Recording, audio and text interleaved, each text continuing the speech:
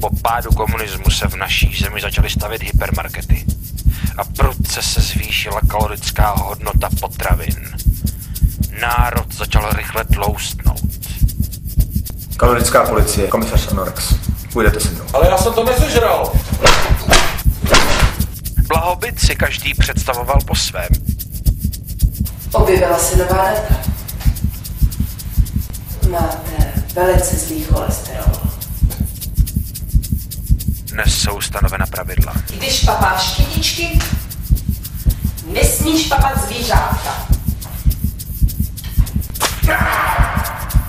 Já nejsem posedlá gastromafií.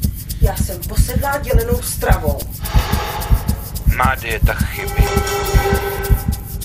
Nejspíš si myslí, že bude štíhlejší než vy.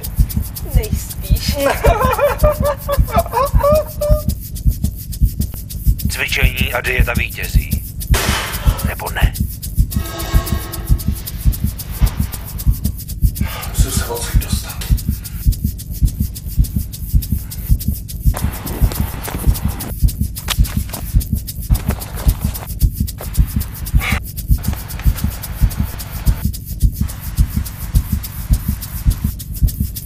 Zvláštní agent Kořínková.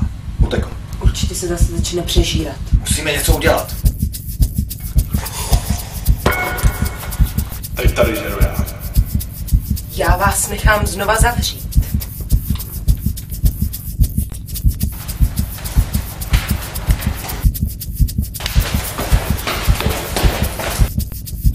Má smysl hubnout. Čistý. Prohledejte mrazák. Coming soon on Juba TV.